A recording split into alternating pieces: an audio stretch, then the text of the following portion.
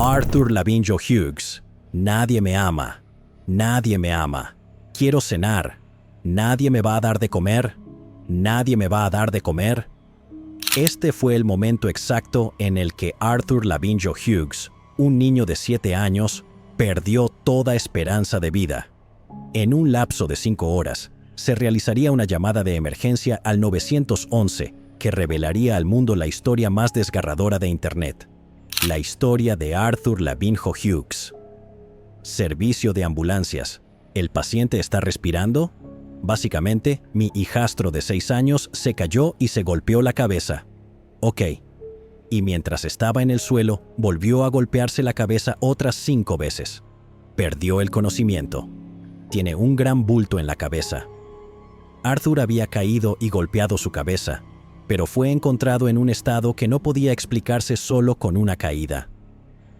Si Arthur hubiera podido pedir un último deseo, habría sido ser recordado por su superpoder, y su superpoder era su sonrisa.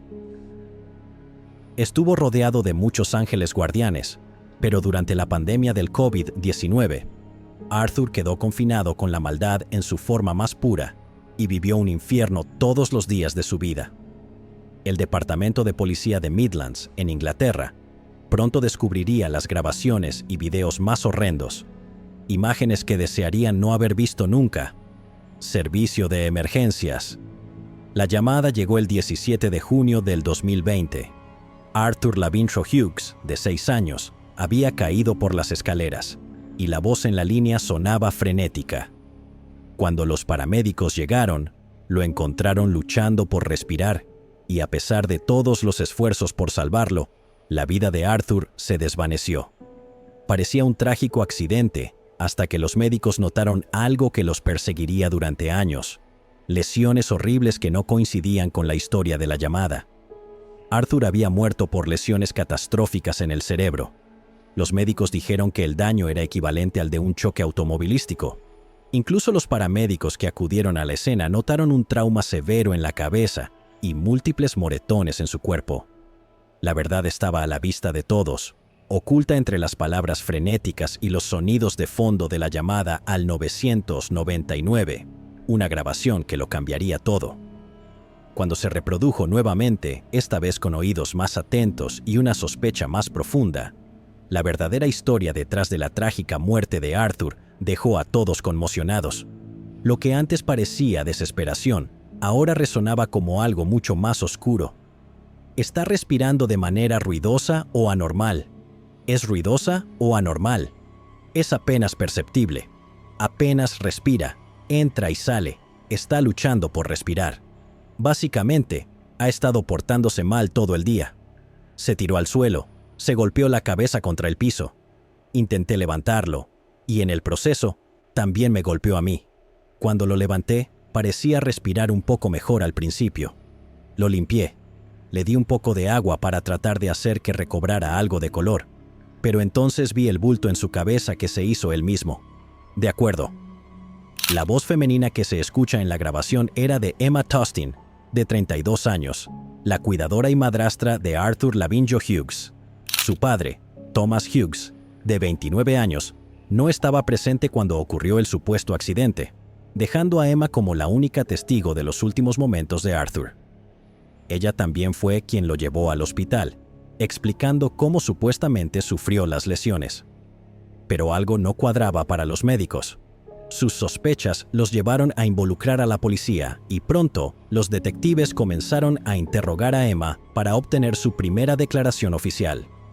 Solo cuénteme brevemente qué ocurrió. Básicamente, había salido a comprar un pastel de cumpleaños para los niños. A Arthur se le dijo que se sentara en el escalón de reflexión y él empezó a revolcarse por todo el suelo. Se golpeó contra el radiador, me golpeó a mí, me pateó. Cuando intenté volver a ponerlo en el escalón de reflexión, el escalón de reflexión era el lugar de castigo diseñado para Arthur por su padre, Thomas, y su madrastra, Emma. Según ellos, era un espacio donde debía permanecer de pie y reflexionar sobre sus acciones. Emma afirmaba que Arthur solía terminar allí con frecuencia debido a su comportamiento. Sin embargo, La noche del 17 de junio del 2020, el día de su muerte, Arthur estaba siendo especialmente grosero y violento. Se puso en 4 patas en el suelo y le dije que se levantara. Cerré la puerta y solo escuché un golpe seco contra el piso. Miré, en los últimos 6 meses ha golpeado a los otros niños, ha roto cosas, pero aún así hice todo lo que pude por él. Traté de levantarlo del suelo, pero se golpeó la cabeza 3 o 4 veces. Obviamente lo levanté y quedó inconsciente. Lo puse en el sofá, le eché agua en la boca para que reaccionara. Entonces usted aparece y él se había golpeado la cabeza 3 o 4 veces. Yo estaba en la cocina, luego me senté en la sala, y allí fue cuando se lanzó al piso. ¿Y lo escuchó golpearse la cabeza? Lo escuché golpearse la cabeza. ¿Y usted qué hizo? Salí y le dije que se levantara. Me dijo que no. Intenté abrazarlo, puse mis brazos debajo de él para levantarlo, pero se dejó caer y volvió a golpearse la cabeza otras 3 veces contra el suelo. Cuando lo levanté, me golpeó y me pateó mientras intentaba ayudarlo. Emma tuvo un momento emocional al hablar sobre el niño incontrolable que, según ella, la maltrataba. Como muchas otras madrastras, sentía que su afecto no era correspondido. Sin embargo, su relato coincidía en gran parte con lo que había dicho en la llamada al número de emergencia. Pero algo en su historia no encajaba. Era necesario seguir investigando, y lo que descubrirían después sería tan perturbador que perseguiría a los investigadores por el resto de sus carreras. Arthur fue conectado a un soporte vital, pero a la 1 de la madrugada del día siguiente, los médicos determinaron que no había nada más que hacer y apagaron las máquinas. A medida que avanzaba la investigación, un examen forense reveló que Arthur tenía más de 130 lesiones en diferentes etapas de curación, desde la cabeza hasta los pies. Cada parte de su pequeño cuerpo estaba golpeada y lastimada.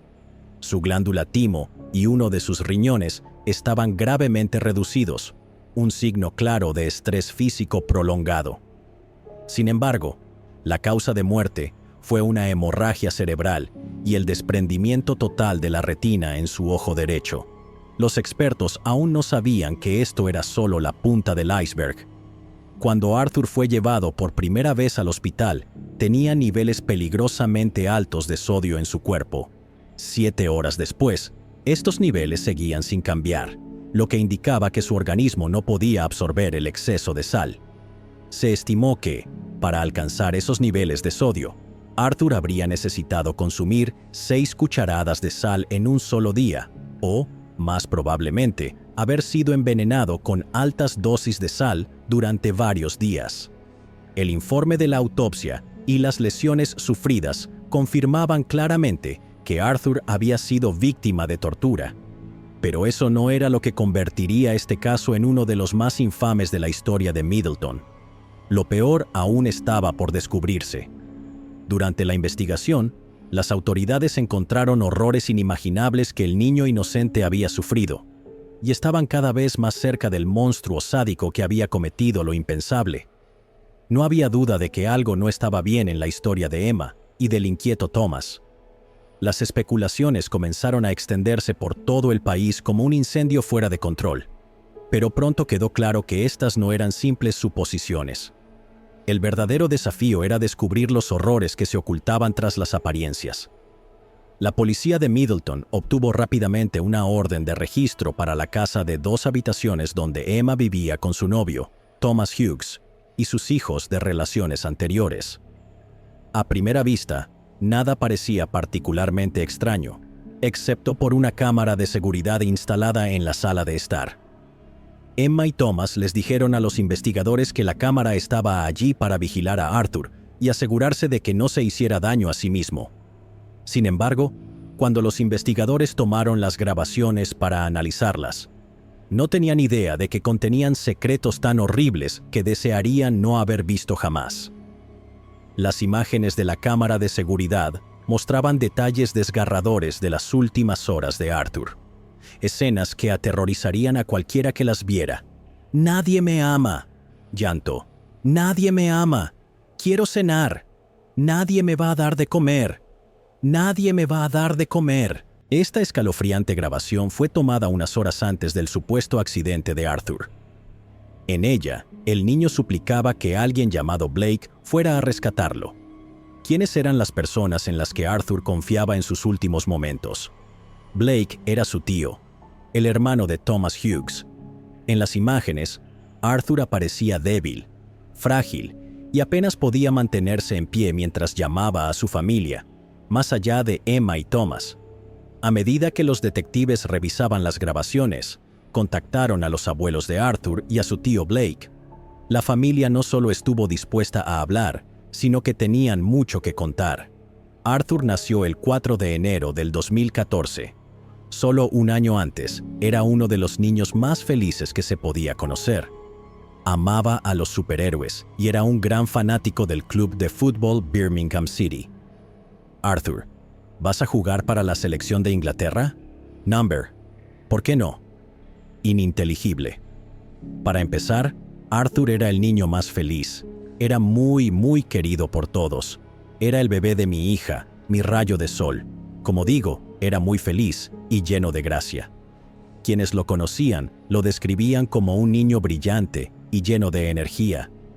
Sin embargo, al adentrarse en su historia, sus abuelos revelaron que, aunque Arthur era feliz, no había sido un niño con mucha suerte. Nació de la relación entre Thomas Hughes y Olivia Lavinshaw Halcrow, quienes se conocieron en encuentros relacionados con el consumo de drogas. Cuando sus padres se separaron, Arthur se quedó con Olivia, pero ella inició una nueva relación que resultó ser completamente tóxica. El hombre con quien comenzó a salir se llamaba Gary Cunningham, a quien había conocido en un curso de concienciación sobre el alcohol. Tanto Olivia como Gary eran violentos entre sí. Esta relación destructiva alcanzó su punto más trágico en febrero del 2019, cuando Olivia, en un ataque de furia y bajo los efectos del alcohol, apuñaló a Gary 12 veces hasta matarlo. Sin embargo, lo más impactante de este hecho fue que el pequeño Arthur presenció el asesinato. En 2020, Olivia fue sentenciada a 11 años de prisión. Mientras su madre cumplía condena, Arthur se fue a vivir con su padre, Thomas, y sus abuelos. El amor que conocía provenía principalmente de sus abuelos y de su tío Blake. Este fue el periodo más seguro de su vida. Pero la felicidad no duraría mucho, y la cadena de desgracias comenzó con una simple cita. Su padre, Thomas, conoció a una mujer llamada Emma Tustin a través de Internet y empezó a salir con ella. A medida que avanzaba la investigación, los detectives descubrieron que Emma tenía antecedentes de comportamiento errático y en busca de atención. En 2013, se lanzó desde lo alto de un estacionamiento de varios pisos después de que su novio amenazara con dejarla. En otra ocasión, se arrojó por la ventana de un dormitorio para evitar que su pareja fuera a un bar con su mejor amigo. Un exnovio de Emma fue entrevistado por el periódico Daily Mail y reveló: «Ella es una viuda negra, absorbe la vida de cada hombre con el que se relaciona. No tiene instinto maternal en absoluto. Quería hijos solo por la atención que recibía cuando eran recién nacidos y por los beneficios económicos que obtenía. Pero cuando la atención desaparecía y se quedaba sola con un bebé, simplemente lo ignoraba. También fue señalada como una madre negligente y los servicios sociales visitaban su casa con frecuencia. Sin embargo, lo que ocurrió cuando esta mujer entró en la vida de Thomas y, en última instancia, en la de Arthur, sería la manifestación final de su maldad. Aunque Thomas nunca fue el mejor padre, tampoco era un completo desastre. Sin embargo, esto cambiaría pronto a medida que su relación con Emma se fortalecía, dejando a Arthur sin su padre de una forma que jamás imaginó. Arthur comenzó a acompañar a su padre y a Emma en varias salidas, pero cada vez que regresaba, sus abuelos lo encontraban cada vez más reacio a volver con ellos. Su papá vino a recogerlo y Arthur le preguntó: ¿ella está en el auto? Y su padre le respondió que sí, y Arthur comenzó a llorar, lo cual no era propio de él. Cuando dices «ella», ¿te refieres a...? Supongo que a Emma. El calor de la familia se desvanecía, reemplazado por una tensión inquietante que Arthur no lograba comprender. Según sus abuelos, comenzaron a notar que algo no estaba bien en su propio hogar.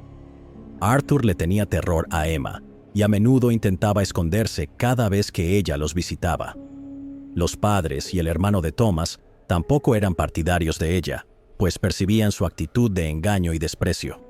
Sin embargo, no podían imaginar la magnitud de lo que estaba ocurriendo. Durante una de las visitas de Emma, la abuela de Arthur intentó comprarle un sándwich en Subway, pero Emma se lo impidió abruptamente, argumentando que era un capricho innecesario para él. Este breve incidente fue una señal de advertencia que dejó en claro lo cómoda y ansiosa que estaba Emma por tomar decisiones sobre la vida de Arthur. Pero no era solo ella. El comportamiento de Thomas también estaba cambiando. Comenzó a perder la paciencia con facilidad.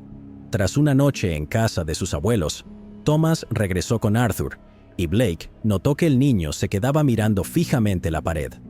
Era una actitud inusual en un niño. Cuando Blake intentó animarlo ofreciéndole un bocadillo, Thomas intervino y le dijo que Arthur estaba castigado y que no debía comer. Este fue solo el inicio de una pesadilla que no haría más que empeorar. Cuando la pandemia comenzó a propagarse, el primer ministro declaró un confinamiento total. Desde esta noche, debo dar al pueblo británico una instrucción muy sencilla. Deben quedarse en casa, porque lo más importante que debemos hacer es evitar la enfermedad que se esparza entre los hogares. Para la mayoría de las personas, permanecer en sus hogares significaba evitar el peligro. Pero para Arthur, el peligro estaba dentro de su propia casa. Quedó bajo el cuidado de su padre, encerrado en la casa de Emma, separado de sus amados abuelos y con escasas oportunidades de verlos. Los acontecimientos estaban alineándose para provocar su lenta caída. Durante una ocasión en el confinamiento, la abuela de Arthur notó un moretón azul en su hombro. De inmediato dije, «Estas no son lesiones accidentales». Dije, «Fueron causadas por la mano de un adulto». Dije, «En su hombro derecho veo 3 dedos marcados, y en su hombro izquierdo hay una lesión que fue causada por un golpe con un objeto o por haber sido empujado contra algo. Pero lo que más me perturbó, y se lo dije a Chris y Joe, y dije, hay moretones nuevos sobre los viejos, lo que me dice que esto ha estado ocurriendo durante un tiempo. Y, bueno, había moretones amarillos, había moretones morados por toda su espalda. Tómate tu tiempo. Los vi y solo imaginé el dolor que Arthur debía estar sintiendo. A pesar de ser la madre de Thomas, actuó rápidamente y presentó una denuncia ante los servicios sociales. Al día siguiente, cuando Arthur regresó a la casa de Emma y Thomas, un representante de los servicios sociales llamó a Emma y luego la visitó. Sin embargo, no tomaron ninguna medida. Afirmaron que no había moretones, insistiendo en que Arthur y los otros 2 hijos de Emma parecían felices y en buen estado. Sin embargo, la abuela había realizado la llamada antes de la visita, lo que le dio tiempo a Emma para estar alerta y tomar las medidas necesarias para encubrir la situación.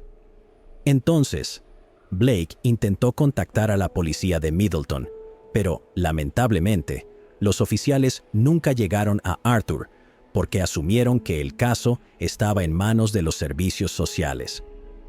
No fue solo una vez que la familia intentó pedir ayuda para Arthur. Lo hicieron una y otra vez, pero nunca hubo resultados. Algo horrible le estaba sucediendo a Arthur y nadie podía hacer nada. Son malvados, perversos. Mientras tanto, la investigación sobre la muerte de Arthur estaba cobrando fuerza. Los abuelos y otros familiares señalaban a Emma y Thomas, pero no estaban seguros de qué pudo haber causado su fallecimiento. Se inició una investigación más profunda contra la pareja, y las verdades más terribles comenzaron a salir a la luz. Los investigadores confiscaron sus teléfonos y comenzaron a revisar el contenido. Lo que descubrieron en las grabaciones de audio y los mensajes de texto intercambiados entre Emma y Thomas fue impactante. A medida que una nueva línea aparecía en la pantalla, el peso de lo que había permanecido oculto tras puertas cerradas se hizo insoportablemente evidente. Emma y Thomas eran cómplices de esta pesadilla, y sus mensajes revelaron la magnitud de su retorcida alianza. Los mensajes explicaban la situación en la que vivía Arthur, llena de hambre, aislamiento y abuso físico. En la mayoría de estos textos, Emma se quejaba del niño, desahogando su frustración, pero también documentando su creciente crueldad. Privaba a Arthur de comida y agua, obligándolo a permanecer de pie durante horas en el pasillo como castigo. Los ruegos del pequeño por comida y consuelo eran recibidos con burlas. Su desesperación era interpretada como mala conducta en esos mensajes. Los intercambios de mensajes servían como una forma retorcida de refuerzo mutuo para Emma y Thomas. A menudo, Emma grababa las súplicas angustiadas de Arthur y enviaba los audios a Thomas cuando él no estaba en casa, como si buscara su aprobación para el maltrato. En respuesta, Thomas expresaba su propia frustración con Arthur y la animaba a ser aún más severa. Le decía que simplemente terminara con él, o sugería medidas violentas para silenciar sus llantos. A veces, la pareja estaba a solo unos metros de Arthur mientras se enviaban mensajes, con sus teléfonos vibrando con crueles intercambios, mientras el niño lloraba solo en el pasillo o sufría en su habitación. Emma mostraba molestia por la necesidad de afecto de Arthur, describiéndola como una forma de manipulación o diciendo que lo estaban malcriando. Emma y Thomas hablaban sobre qué alimentos no debían darle o sobre cómo debía ser castigado por faltas menores. El abuso no se limitaba a la negligencia. Estos mensajes estaban cargados de insultos y humillaciones. El odio que se reflejaba en ellos era evidente en ambos lados. Los mensajes proporcionaban pruebas claras de que el ambiente en ese hogar era de intimidación y tormento físico. Arthur había soportado agresiones repetidas. En uno de los mensajes, se reveló que Emma y Thomas habían tenido una discusión, lo que llevó a Emma a expresar que podía aceptar a Thomas, pero no a Arthur. Thomas respondió tajantemente, insistiendo en que debía aceptarlo tanto a él como a Arthur, o a ninguno de los dos. Este intercambio reveló la preocupante dinámica de su relación, ya que el rechazo de Emma hacia Arthur solo aumentaba la frustración de Thomas. Esta tensión indicaba que la ira de Thomas podía escalar fácilmente, lo que llevaba a un mayor maltrato hacia Arthur. Había muchas preguntas, pero una cosa era clara. Arthur vivía una vida miserable, a menudo sin comida.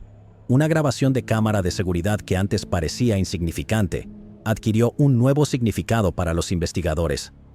El video mostraba a Thomas y a Emma relajándose y disfrutando un helado en uno de los días más calurosos del año.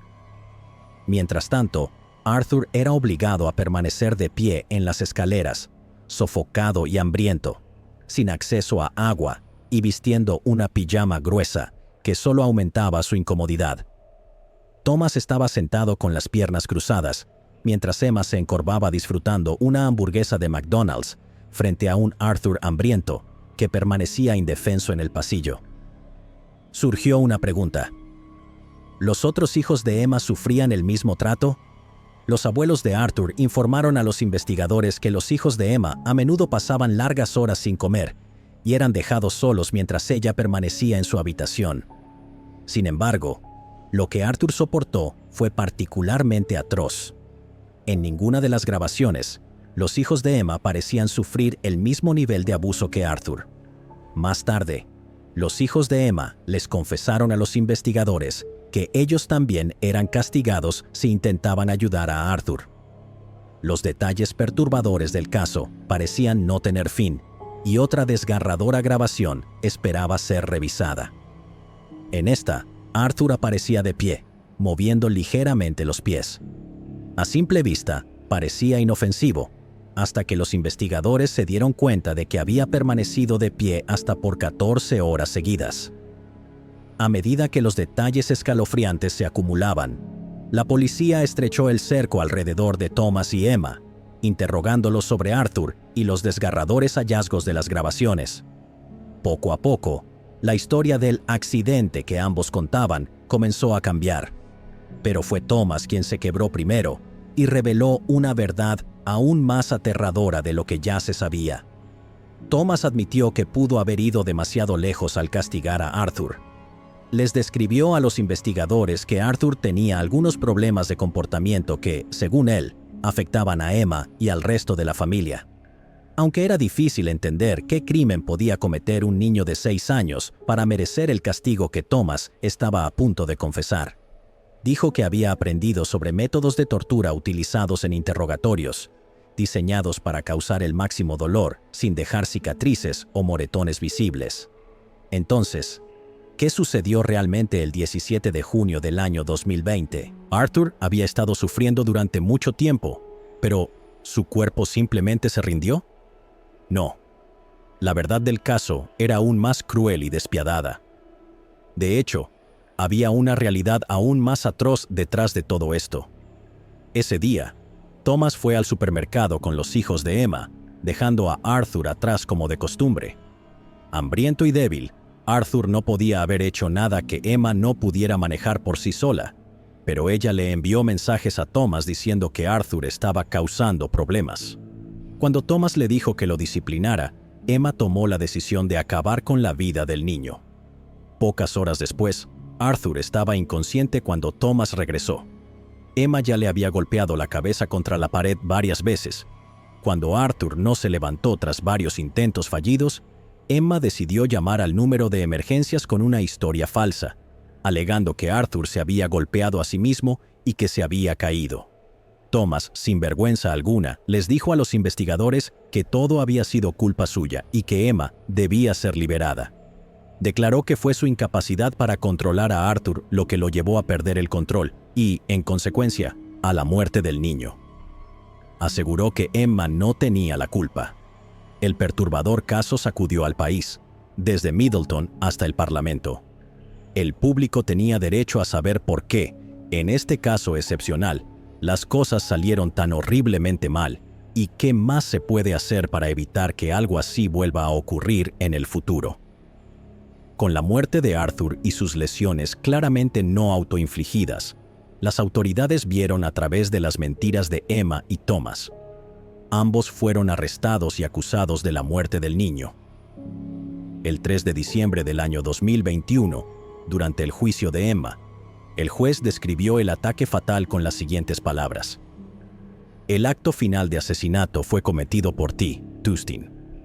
Lo sacudiste con tal fuerza que su cabeza se hiperextendió y flexionó sobre su cuello, mientras simultáneamente lo golpeabas contra la pared o el suelo múltiples veces. El nivel de violencia que utilizaste generó fuerzas en su cuerpo equivalentes a las experimentadas en una colisión vial a alta velocidad. Las lesiones sufridas fueron extensas y devastadoras. Emma fue declarada culpable de asesinato y condenada a cadena perpetua con un periodo mínimo de 29 años. Thomas Hughes, quien no estuvo presente durante el ataque fatal, fue declarado culpable de homicidio involuntario y sentenciado a 21 años de prisión. En diciembre del año 2020, se reveló que sus sentencias serían revisadas para determinar si eran demasiado indulgentes, lo que podía derivar en penas más largas para ambos. Emma tenía 4 hijos de relaciones anteriores, aunque cuando conoció a Thomas, solo los 2 menores vivían con ella.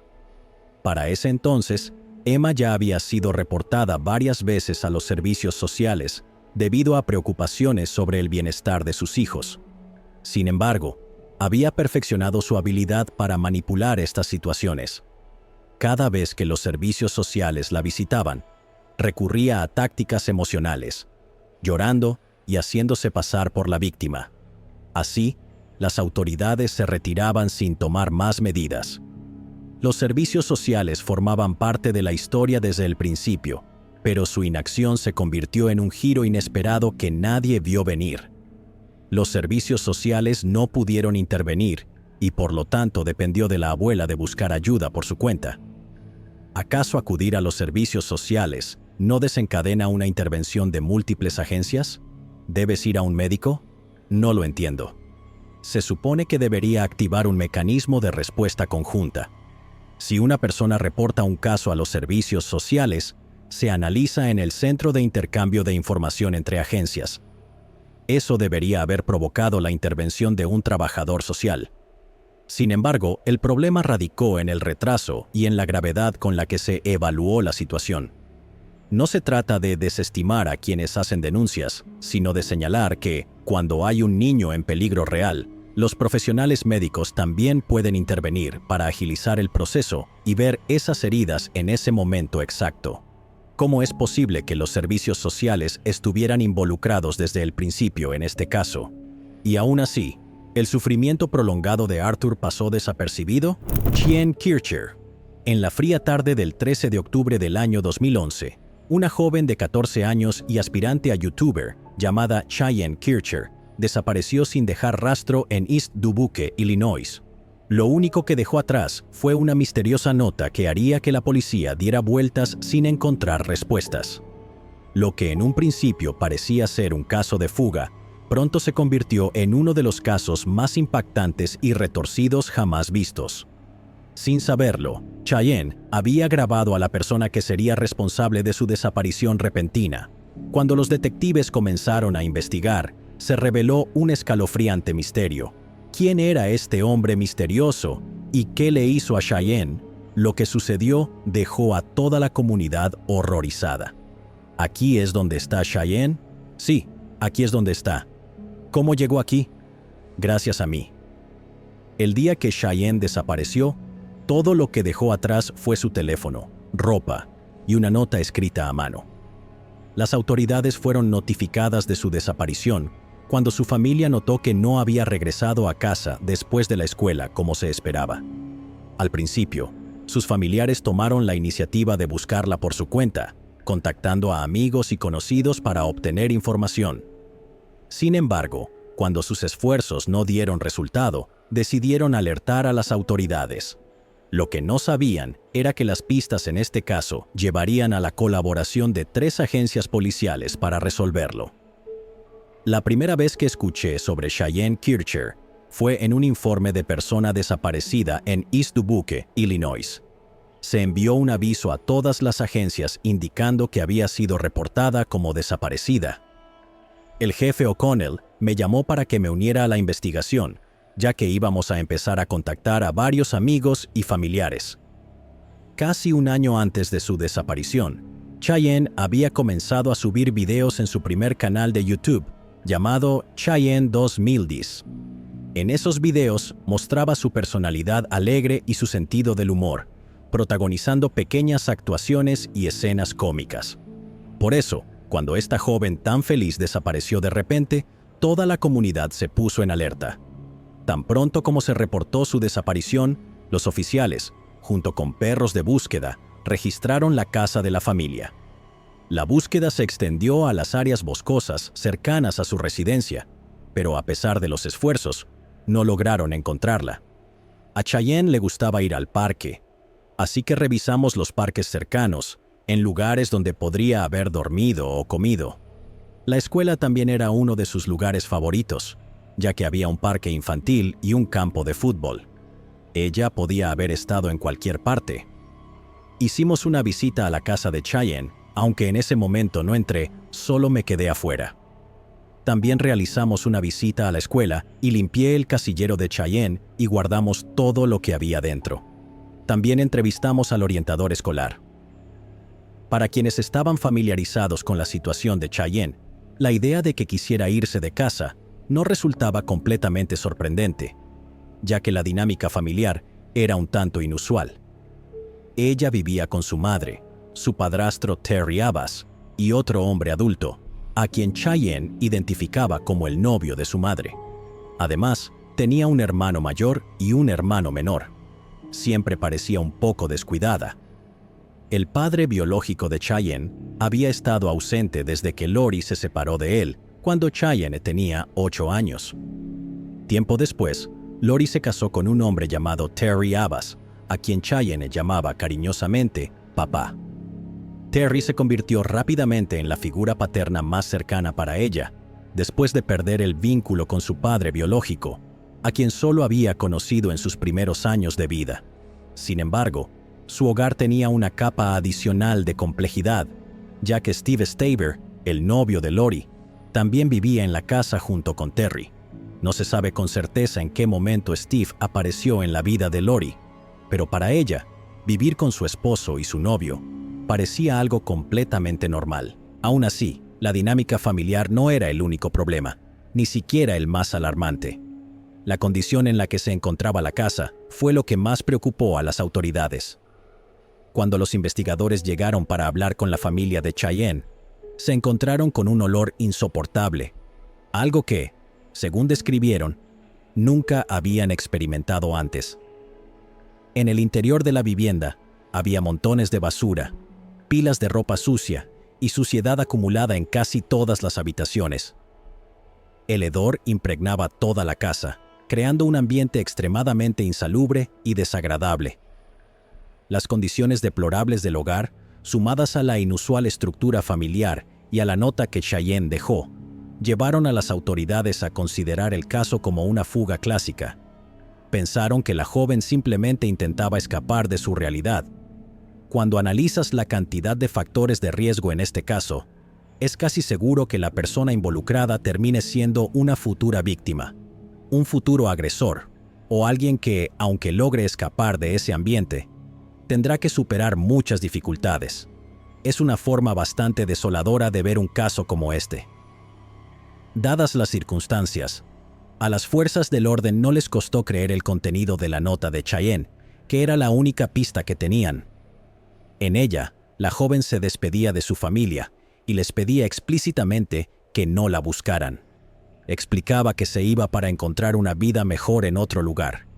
La nota, las terribles condiciones de vida y la tensa relación familiar pintaban el cuadro de una joven desesperada por escapar, y sus acciones parecían confirmar su decisión de huir. Pero en la comunidad, todos se hacían la misma pregunta. ¿A dónde demonios se fue? ¿Alguien se la llevó? ¿Realmente se escapó? No podía imaginar que simplemente se hubiera ido por su cuenta, pero tenía una sensación de urgencia. Cuanto más tiempo pasara, menos probable sería un resultado positivo. Sin embargo, lo que los detectives descubrieron a continuación cambiaría por completo el rumbo del caso. Algunos detalles no coincidían del todo con una simple fuga. Cuando la policía registró la casa, notaron que Cheyenne había dejado su teléfono celular, un objeto que siempre llevaba consigo. Aún más curioso fue el hallazgo de su chaqueta y los zapatos que había usado ese día. Esta era una decisión extraña, considerando la época del año.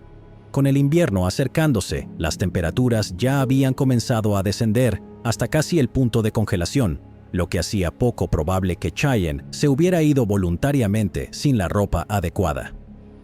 Estos factores inusuales hicieron que las autoridades sospecharan que su desaparición era más compleja de lo que parecía a simple vista. Dado que aún existía la esperanza de que estuviera cerca, la policía siguió tratando de localizarla. Los detectives se pusieron en contacto con sus abuelos, Gary y Mary Jo Kircher, quienes compartieron recuerdos y preocupaciones sobre ella. Escuchamos que encontraron una carta que decía algo como: «Nadie tiene la culpa, simplemente no quiero ser encontrada, estoy bien». Y eso fue todo. Pero el 31 de octubre, que coincidía con el cumpleaños de mi esposa. Ella nunca se había perdido una noche de brujas ni el cumpleaños de su abuela, y le dije a mi esposa: «Algo está realmente mal, porque incluso si se hubiera escapado, habría conseguido un teléfono y habría llamado para decir: «Feliz cumpleaños, abuela». Y fue en ese momento cuando sentí que todo estaba yendo cuesta abajo. Después, los detectives decidieron investigar la vida escolar de Cheyenne con la esperanza de encontrar información que pudiera ayudar a completar este complejo rompecabezas. Una vez hubo una tormenta y muchos niños no fueron a la escuela porque llovía demasiado. Pero ella caminó desde su casa hasta la escuela primaria bajo la lluvia torrencial. Cuando llegó, parecía un ratón mojado. Los maestros la llevaron a un lado, le dieron ropa seca y pusieron la suya en la secadora para que estuviera lista cuando volviera a casa. Este incidente demostraba cuánto valoraba su educación. Sin embargo, su experiencia en la escuela también podía ser una fuente importante de infelicidad. Cheyenne quería encajar y ser aceptada por sus compañeros, algo que anhelaba profundamente. Algo que sabía sobre Cheyenne era que necesitaba cariño y atención. Le gustaba llamar la atención, aunque no siempre de manera positiva, a veces con comportamientos negativos. Luchaba en situaciones sociales, pero quería pertenecer. Creo que fue víctima de acoso escolar debido a su comportamiento y sus arrebatos que no podía controlar. Para algunos niños, eso es incómodo. Después de hablar con amigos y familiares, quedó claro que la posibilidad de que Cheyenne se hubiera escapado era muy alta. Al final de ese día, descubrimos que había sido víctima de acoso en la escuela y que su hogar no era el mejor ambiente para ella. En ese momento, nos inclinamos por la teoría de que teníamos a una adolescente de 14 años que se había fugado y que probablemente se estaba escondiendo con algún amigo en Dubuque. Pero este era solo el comienzo. Este aparente caso de fuga llevaría a los detectives a enfrentar al sospechoso más perturbador de todos. La familia y amigos de Cheyenne hicieron conmovedoras súplicas públicas en busca de cualquier información sobre su paradero, con la esperanza de que alguien pudiera aportar pistas. Alguien que es tan extrovertida y tan creativa y con tantas ganas de hacer amigos. No entiendo qué pudo haberla llevado a huir y dejar una nota diciendo: «Los amo, ustedes no hicieron nada mal». Sin embargo, a medida que pasaban los meses sin pistas confirmadas, la búsqueda policial comenzó a perder fuerza, aunque su familia mantenía la esperanza de que algún día regresara a casa. Para el año 2013, tras casi 2 años de su desaparición, el departamento del sheriff local entregó el caso a un equipo especializado de la policía. Hasta ese momento, existía una alta probabilidad de que un criminal astuto se hubiera salido con la suya, pero eso estaba a punto de cambiar. El detective principal, Dave Hatchmeister, cambió su enfoque y comenzó a tratar la investigación con la seriedad de un posible homicidio. Pero había un problema importante. Cheyenne no tenía registros dentales archivados. Si se llegaba a descubrir un cuerpo, esos registros serían esenciales para su identificación, lo que complicaba aún más el caso. En marzo del 2013, las autoridades solicitaron la ayuda del recién formado Equipo de Respuesta Crítica para reactivar la investigación sobre la desaparición de Cheyenne Kircher. Este equipo especializado estaba compuesto por oficiales de distintas jurisdicciones, además de personal del FBI, lo que aportaba nuevos recursos y perspectivas.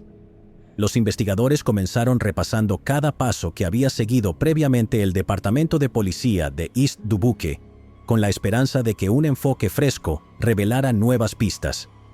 La primera tarea fue un examen forense del viejo teléfono celular de Cheyenne, que estaba dañado y nunca había sido analizado porque se creía inservible.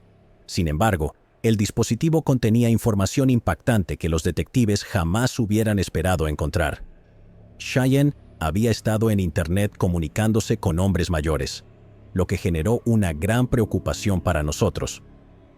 Para su sorpresa, el teléfono contenía datos valiosos que revelaban que Cheyenne, usuaria frecuente de YouTube y de navegadores de Internet, había estado en contacto con personas de lugares tan lejanos como Florida, Texas y Alaska.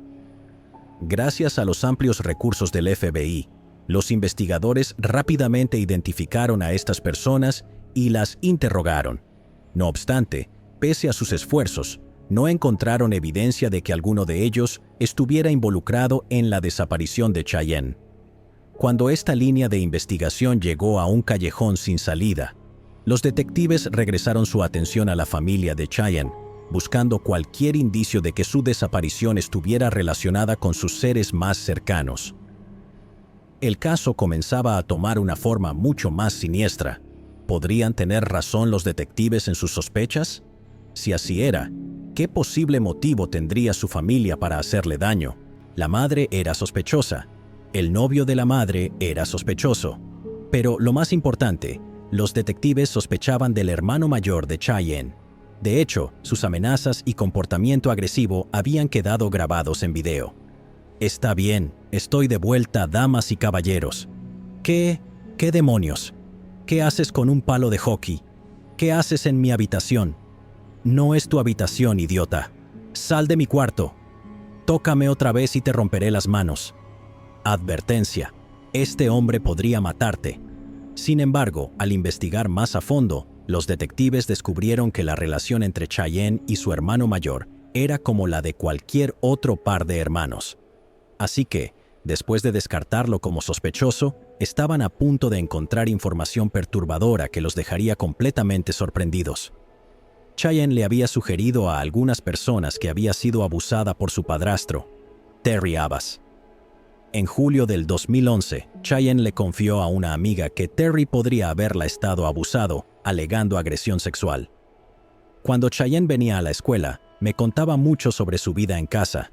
Una vez me dijo que su padrastro, a quien llamaba Terry, y ella estaba muy molesta porque había llegado de la escuela y su mamá estaba en el trabajo, y él estaba en la computadora mirando pornografía y fotos de otras chicas. Ella lo amenazó con contarle a su mamá. Él definitivamente me daba escalofríos, y a todos aquí. Se notaba que había algo raro en él. Cheyenne incluso sugirió que la espiaba de manera inapropiada, incluyendo momentos en los que estaba en el baño. Otra confirmación del abuso provino de alguien completamente inesperado, tanto que los detectives nunca lo habrían imaginado: la propia hija biológica de Terry Abbas, Sheria Chambers. Todo empezó con visitas supervisadas con mi abuela. Luego, supongo que le dieron permiso para tener visitas sin supervisión, y con el tiempo se convirtieron en visitas nocturnas. Durante esas visitas nocturnas en East Dubuque, Sheria conoció a Cheyenne Kircher. En una de sus conversaciones, Cheyenne le confesó que Abbas la estaba abusando. Le dije que tenía que contárselo a sus maestros, a alguien en quien confiara, que tenía que pedir ayuda porque yo no podía ayudarla. Pero ella ya había visto lo que pasaba cuando le decía que no. Parte de mí cree que tenía demasiado miedo para pedir ayuda. Más tarde, los detectives descubrieron que Cheyenne había sido entrevistada por la policía en su momento con respecto a estas acusaciones, pero no había dado más detalles ni confirmado el abuso durante los interrogatorios. Sin embargo, la verdadera pista estaba a punto de surgir desde el canal de YouTube de Cheyenne. Un viejo video transmitido en vivo se convertiría en una pieza clave para resolver su misteriosa desaparición. El 19 de febrero del 2011, las cosas tomaron un giro interesante cuando Cheyenne lanzó un nuevo canal de YouTube llamado Chishilov 2011. Este canal servía como una continuación de su canal anterior, aunque con el tiempo comenzó a incluir nuevo contenido donde aparecían miembros de su familia. Ininteligible. «Oh, me mordiste. Si te da un golpe en la cara, me voy a morir de risa». Sin un espacio dedicado para filmar, Cheyenne grababa sus videos en las áreas compartidas de la casa, donde a menudo se podía ver a su padrastro, Terry Abbas, en el fondo. Ocasionalmente, Cheyenne le lanzaba comentarios en tono de burla, provocando discusiones juguetonas que parecían reflejar las típicas tensiones familiares, más que un conflicto serio. De hecho, parecía tenerle cariño al hombre al que llamaba papá, ya que con frecuencia publicaba cosas sobre él de manera afectuosa en su página de Facebook. Eso levantó sospechas de inmediato. ¿Podría ese hombre haber estado involucrado en todo esto? Los investigadores revisaron minuciosamente su canal en busca de pistas, pero al principio no encontraron nada que indicara algo más allá de dinámicas familiares normales. Sus videos parecían ligeros y espontáneos, y por un tiempo, su cuenta de YouTube parecía un callejón sin salida en la investigación. Pero lo que no sabían en ese momento era que estaban a punto de descubrir algo muy impactante, algo que cambiaría por completo el rumbo del caso. Un video en particular llamó su atención. Fue publicado en su canal el 7 de marzo del 2011, solo unos meses antes de su desaparición. Comenzaba como cualquier otro video de Cheyenne, con un tono ligero y humorístico. Sin embargo, las cosas tomaron un giro inesperado. Mientras transmitía en vivo, Cheyenne capturó accidentalmente un vistazo del hombre que la había estado acechando. En medio de la grabación, un hombre entró repentinamente en la habitación. Aunque solo se veía la mitad inferior de su cuerpo en cámara, la actitud de Cheyenne cambió de inmediato. La joven, que normalmente era enérgica y animada, se quedó en silencio, agarró el brazo del hombre y le susurró: Estoy en una transmisión en vivo, ten cuidado. El hombre respondió con un tranquilo, está bien. Pero, acto seguido, la tomó del brazo. Cheyenne reaccionó de inmediato con un fuerte, para. Se dejó caer sobre la cama, pero en cuestión de segundos recuperó su tono cómico y dijo, ya sé lo que puedo hacer. Estoy en vivo, así que ten cuidado. Está bien. Para. ¿Te dije que estabas participando en esto? No, no estabas. Aléjate. Ayuda. Ven lo abusivo. No, no es abusivo. No, para. Sí, lo soy. La voy a jalar. No. De acuerdo. ¿Ven por lo que tengo que pasar todos los días? Señor, no necesito esto. ¿Ven? ¿Ven? El hombre volvió a aparecer en el encuadre, esta vez participando en lo que parecía ser una pelea de juego, dándole pequeñas palmadas a Cheyenne en tono de broma, como si estuviera actuando para la cámara. Poco después, salió de la habitación y Cheyenne retomó su video, como si nada inusual hubiera sucedido. Sin embargo, la cercanía física del hombre, la manera en que se acercó con sigilo y el cambio repentino en la actitud de Cheyenne hablaban por sí solos. Algo muy inquietante estaba ocurriendo. Los detectives continuaron revisando los videos de Cheyenne y poco a poco comenzaron a reunir pistas sobre la identidad del misterioso hombre. Cuando eventualmente lo identificaron, su reacción fue de asombro. Fue en este punto donde la historia tomó un rumbo aún más perturbador. La investigación volvió a centrarse en su padrastro, Terry Abbas.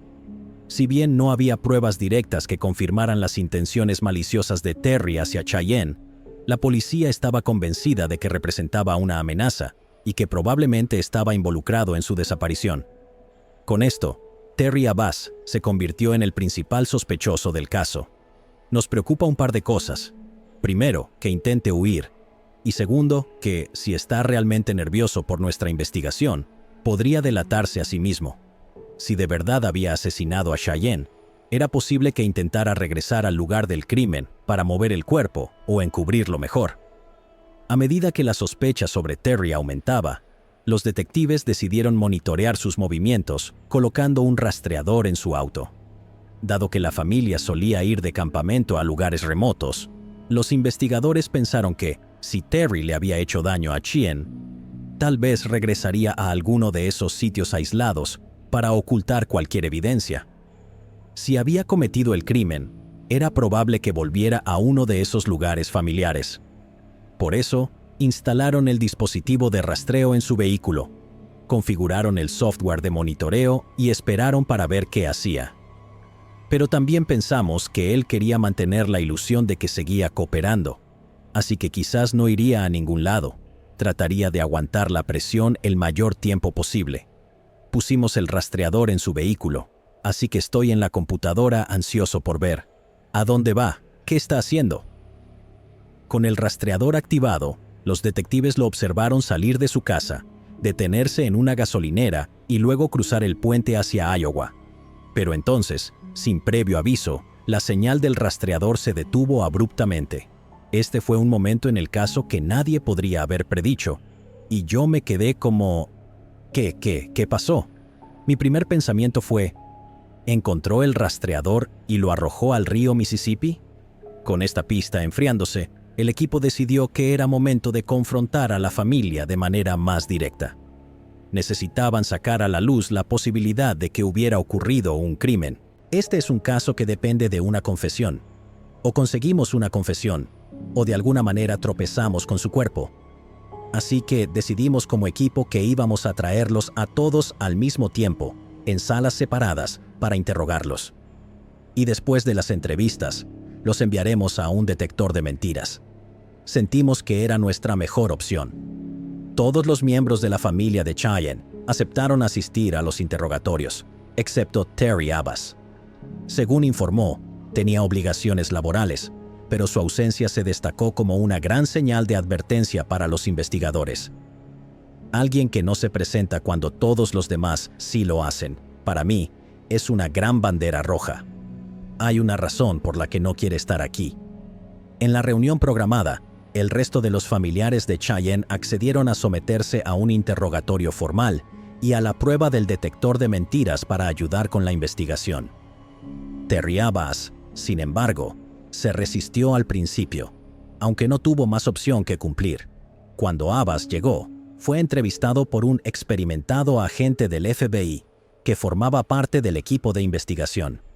El 18 de septiembre, cuando programamos las entrevistas, todos llegaron como estaba previsto.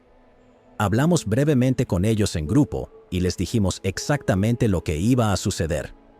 Los separaríamos, los interrogaríamos, descubriríamos cada detalle de lo que llevó a la desaparición de Cheyenne, averiguaríamos por qué se fue, y luego los enviaríamos con el poligrafista.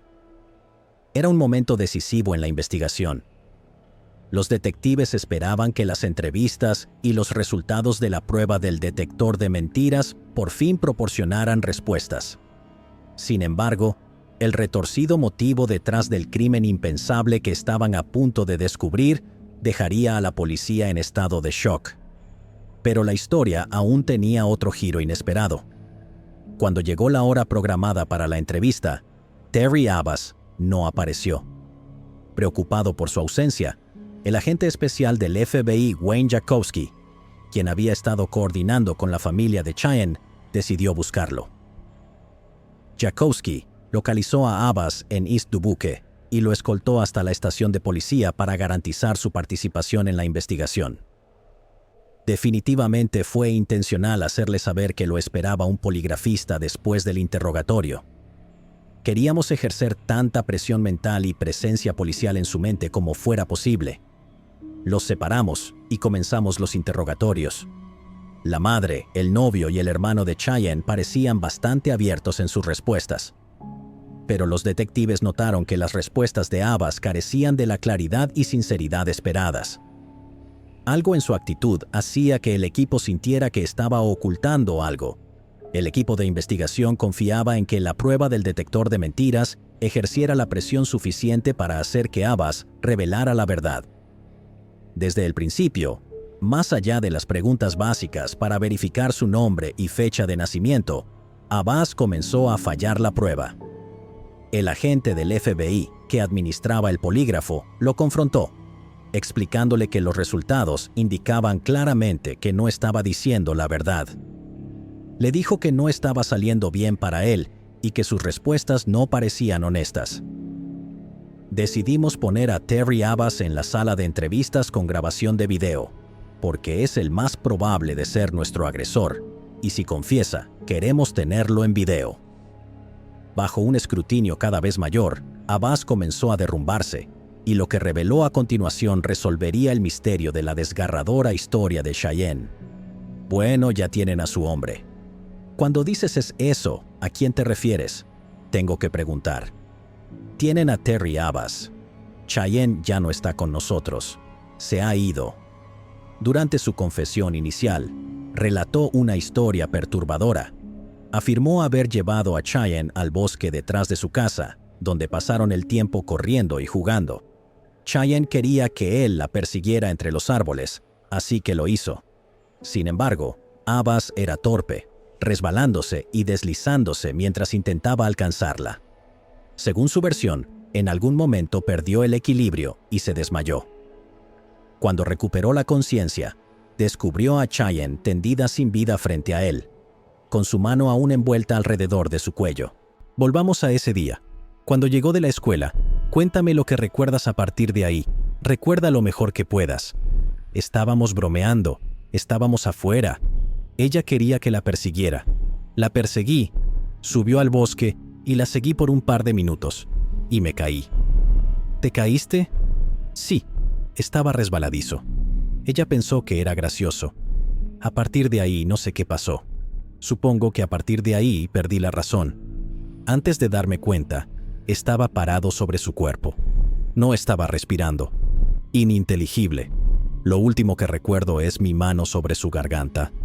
Por alguna razón, sobre su cuello haciendo qué. Apretando, supongo. Y entré en pánico. ¿Qué pasó para que eso ocurriera? No tengo ni idea. Honestamente no tengo idea. El agente del FBI Wayne Jackowski sabía que Terry no estaba diciendo toda la verdad. Sabía que había más en la historia, así que continuó construyendo una relación con él, creando un ambiente de confianza y seguridad. ¿Qué otras cosas estaban ocurriendo entre tú y Cheyenne? Necesito entender un poco. Todo estaba bien. No entiendo por qué pasó todo esto.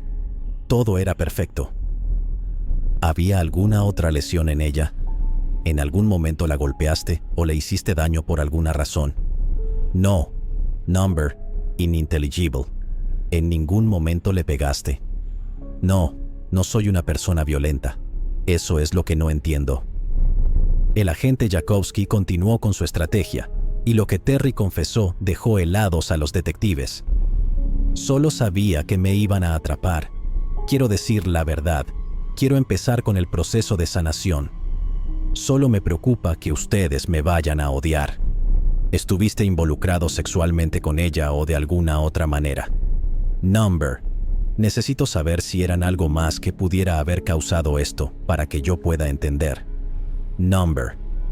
Entonces, ¿ningún tipo de relación sexual entre ustedes? Number. ¿En ningún momento? Bueno, voy a retractarme.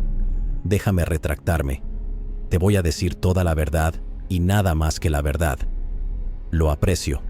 Sí hubo. No sé exactamente cómo pasó, pero de alguna manera se sintió cómodo y me contó sus secretos más profundos y oscuros. Pasó allá arriba. Pasó allá en el bosque, mientras la perseguías.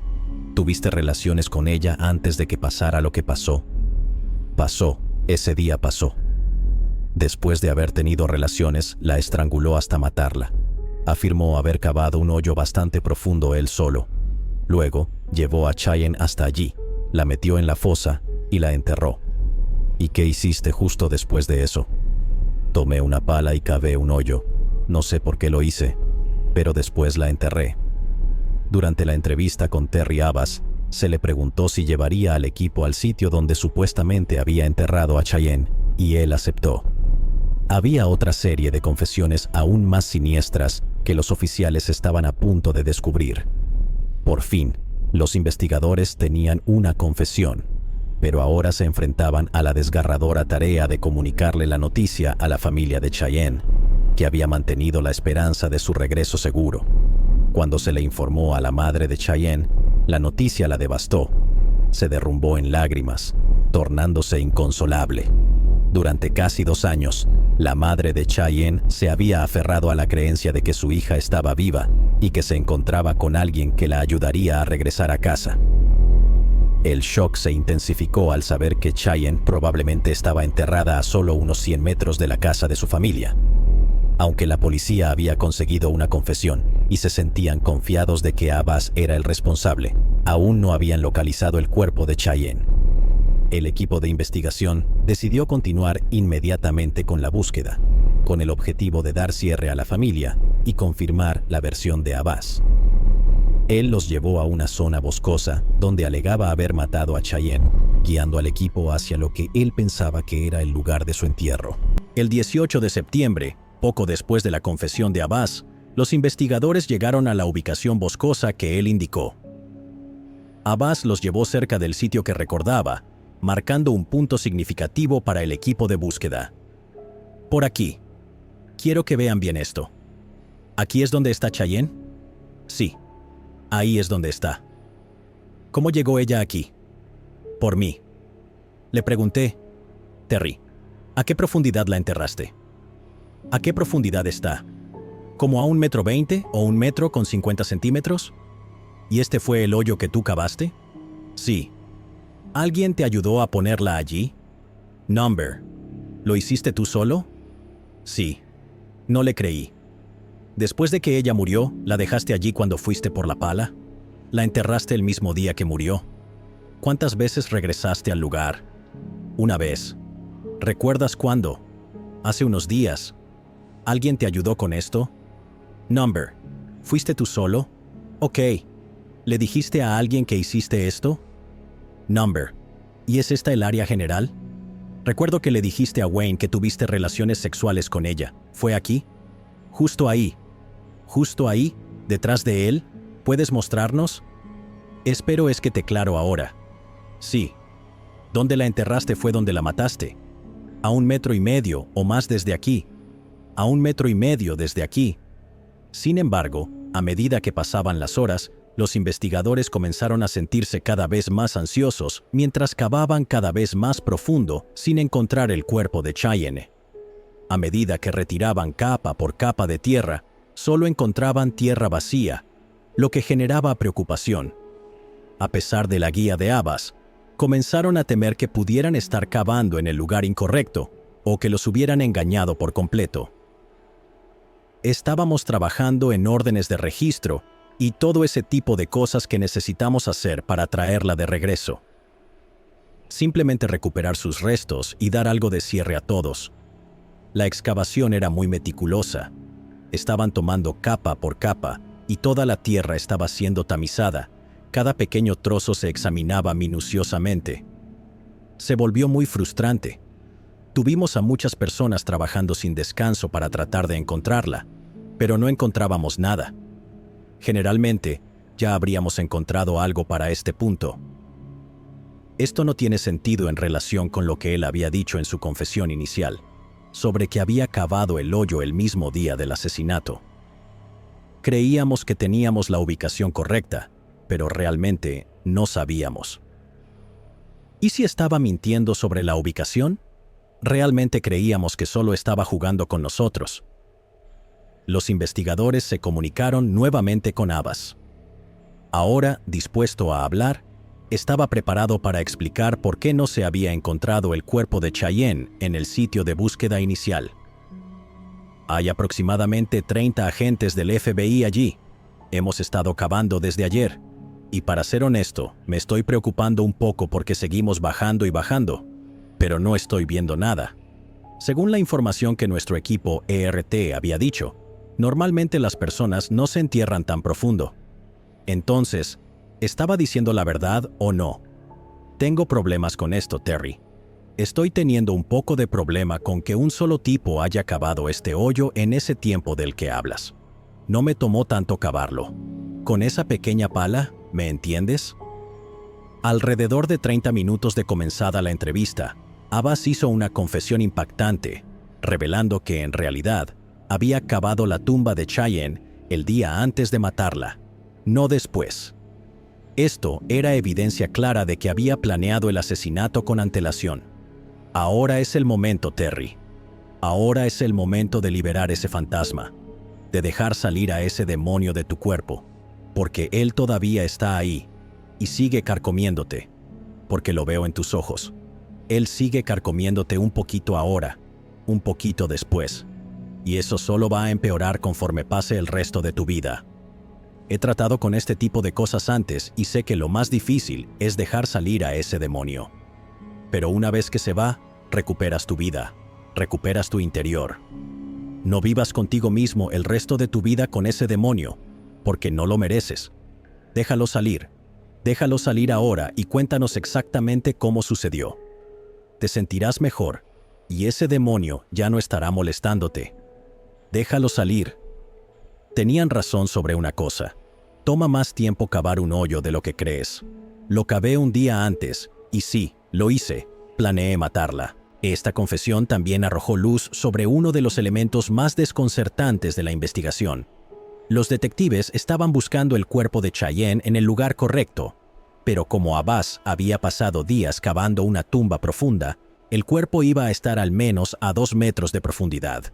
Pero este no fue el final de las impactantes confesiones en este caso. De hecho, Abbas estaba a punto de revelar uno de los secretos más retorcidos. En esa segunda entrevista, Abbas admitió que había hecho que Cheyenne escribiera la nota de despedida casi un mes antes de su muerte, sugiriendo inicialmente que era parte de una broma que le iban a jugar a la madre de Cheyenne. Afirmó que la intención era que Cheyenne fingiera huir, dejando solo la nota para asustar a su madre. Sin embargo, en lugar de continuar con la broma, Abbas decidió guardar la nota, sabiendo que podría usarla para desviar la sospecha en el futuro. Para Abbas, esta nota de broma se convirtió en la cobertura perfecta para explicar su desaparición. dándole una coartada retorcida que haría parecer que Cheyenne simplemente se había escapado. Creo que lo que pasó es que fuiste con Cheyenne y le dijiste: «Hey, vamos a hacerle una broma a tu mamá. Vamos esta nota». Y tú la guardaste. Y entonces guardaste esta nota. Y estabas formulando un plan. Y cuando todo salió mal, y ella terminó muerta, recordó que tenía esa nota, que sería útil en un momento como este. Había sido escrita al menos 30 días antes. Cuando me estaba preparando para cavar el agujero, se me ocurrió la idea de que sería un momento perfecto para usar la nota. Con esta nueva perspectiva, los detectives comenzaron a reconstruir el verdadero motivo. Creían que Abbas había estado abusando de Cheyenne durante años y, a medida que ella crecía, temía que pudiera revelar lo que él le había hecho. En secreto, Cheyenne supuestamente había confiado en una amiga, insinuando el abuso, y los detectives sospechaban que incluso podría haber amenazado con contarle a otros. Abbas, al darse cuenta del creciente riesgo de ser expuesto, sabía que tenía que silenciarla para protegerse. En este escalofriante giro de los acontecimientos, los investigadores ahora creían que había planeado meticulosamente su asesinato para eliminar permanentemente esta amenaza. Armados con la nueva confesión de Abbas, el equipo forense regresó al área de búsqueda y por fin comenzaron a descubrir evidencia de los restos de Cheyenne. Mientras excavaban cuidadosamente, uno de los técnicos del FBI encontró una pequeña pulsera, una que Cheyenne usaba regularmente, conocida como una pulsera de la amistad. La banda blanca y negra tenía un significado simbólico único para ella. Creía que mantenía a los demonios alejados. Los investigadores reconocieron esta pulsera por las fotos y supieron, al descubrirla, que estaban en el lugar correcto. Al día siguiente, los detectives pudieron recuperar por completo los restos de Cheyenne. Las autoridades nos informaron esta mañana que se han encontrado restos detrás de la casa y creen que son los de la niña de 14 años desaparecida en East Dubuque, Cheyenne Kircher. Con la confesión de Abbas y la creciente evidencia, el equipo tenía todo lo necesario para procesarlo por el asesinato de Cheyenne. Abbas fue formalmente acusado de asesinato, a lo que confesó y se declaró culpable. Sorprendentemente, mientras muchos acusados en su posición habrían luchado por obtener fianza o tratar de reducir los cargos, Abbas parecía extrañamente resignado a su destino, presionando para acelerar su juicio y encarcelamiento. En su primera comparecencia ante el tribunal, Abbas tomó la inusual decisión de representarse a sí mismo, optando por no contar con un abogado defensor. La jueza, consciente de la gravedad de su elección, le instó a considerarlo con cuidado. Sin embargo, Abbas se mantuvo firme en su decisión. El juicio en sí fue rápido, dada su confesión y declaración de culpabilidad. Para diciembre del 2013, el caso llegó a su fin cuando el tribunal sentenció a Terry Abbas a cadena perpetua sin posibilidad de libertad condicional. El veredicto fue definitivo, asegurando que permanecería tras las rejas en Illinois, cumpliendo una sentencia de por vida por el asesinato de su hijastra Cheyenne. Toda la comunidad quedó profundamente afectada, unida en el dolor y decidida a mantener viva la memoria de Cheyenne. Esta noche se tratará de honrar a Cheyenne Kircher y será una forma de que la comunidad se reúna y obtenga algo de cierre. Los marchantes compraron camisetas con la imagen de Kircher, pulseras y palitos luminosos. Todo el dinero recaudado irá hacia su conmemoración. El contexto escalofriante detrás de su desaparición hizo que sus videos de YouTube fueran aún más inquietantes, especialmente su última publicación. Lo más inquietante es darse cuenta de que este video final representaba solo un pequeño vistazo a una realidad que Cheyenne probablemente experimentaba a diario. Es desgarrador imaginar todo lo que Cheyenne enfrentaba detrás de los momentos capturados por la cámara y el sufrimiento silencioso que podría haber pasado desapercibido. Gail Eastwood Ritchie. Las autoridades se involucraron por primera vez en este caso en la primavera de 1993, cuando dos repartidores de periódicos encontraron el cuerpo sin vida de un recién nacido, abandonado y maltratado en un desolado camino cubierto de nieve en el condado de Geauga, Ohio. El crimen fue tan impactante que cambiaría para siempre a la comunidad. Mientras la comunidad acogía a este bebé sin nombre como propio, apodándolo el niño de Geauga, su identidad permanecería como un misterio durante los siguientes 26 años. Una combinación de nueva tecnología y trabajo policial tradicional los llevaría a un avance, concretamente, a la casa de Gail Eastwood Ritchie. Los detectives esperaban resolver uno de los casos sin resolver más importantes de la región, pero se enfrentarían a algunas sorpresas imprevistas. Secretos del pasado emergieron a la luz, y la verdad fue difícil de comprender. Entonces, ¿qué sucedió realmente y cómo se resolvió este caso de larga data? En la mañana del 25 de marzo de 1993, Cheryl Jenkins y Wendy Sweeney estaban repartiendo periódicos a lo largo de la carretera Sidley, en el municipio de Thompson, en el condado de Geauga, Ohio. Era un tranquilo campo rodeado de bosques, lo que lo convertía en un lugar ideal para deshacerse de algo sin atraer demasiada atención. Mientras pasaban, inicialmente confundieron algo en el borde de la carretera con una muñeca. La curiosidad aumentó y dieron la vuelta, solo para darse cuenta de que no era una muñeca en absoluto, sino un bebé humano. La escena les heló la sangre, y no perdieron tiempo en llamar a la policía. Bueno, cuando llegué allí, era obvio que era un recién nacido que yacía en el medio de la carretera. Parecía que había una huella de neumático, como si alguien hubiera pasado sobre el pequeño cuerpo del niño.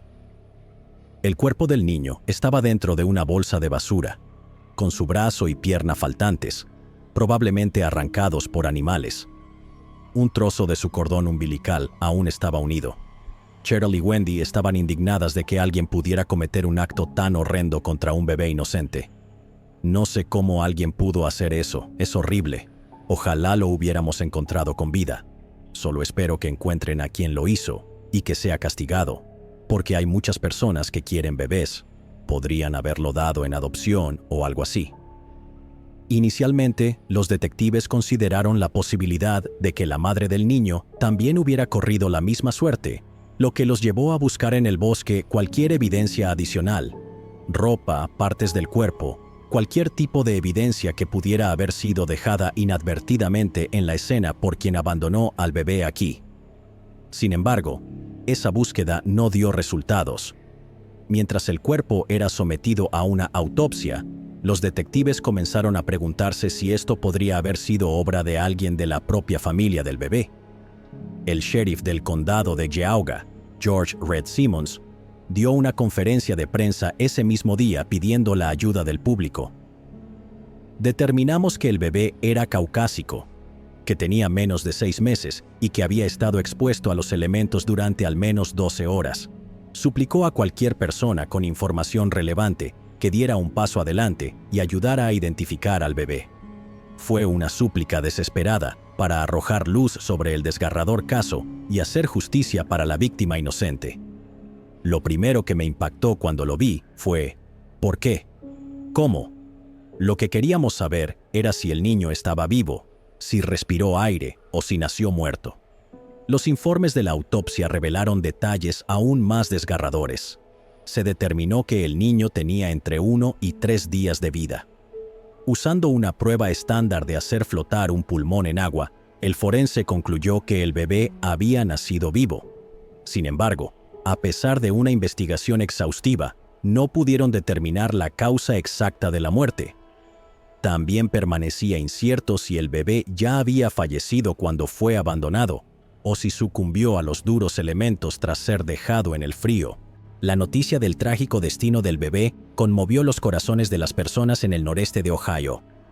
A pesar de no conocer al niño personalmente, la comunidad se vio devastada por la sospecha de que había sido abandonado y posiblemente lastimado por su propia familia.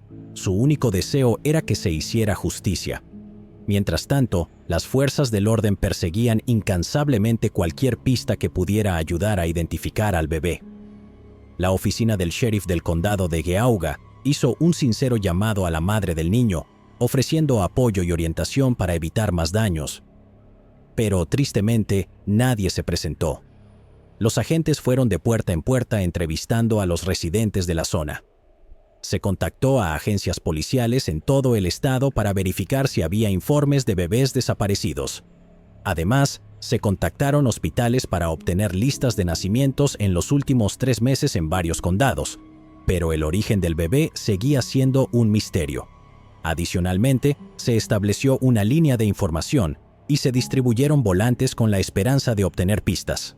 Los esfuerzos dieron frutos cuando numerosas llamadas comenzaron a llegar, incluidas 2 de conductores de autobuses que recordaban haber visto algo inusual en sus rutas la mañana en que se encontró al bebé. Era difícil determinar si era un muñeco o un pequeño animal de peluche. Así que bajé, miré y pensé, eso es un bebé. Es un bebé. Luego dije, no, tiene que ser un muñeco. Sin embargo, en ese momento, no pudieron identificarlo como un cuerpo humano. A pesar de estas prometedoras pistas, los investigadores no lograron reunir evidencia concreta. Los detectives investigaron a 34 personas y emitieron 24 citaciones, pero terminaron topándose con un callejón sin salida.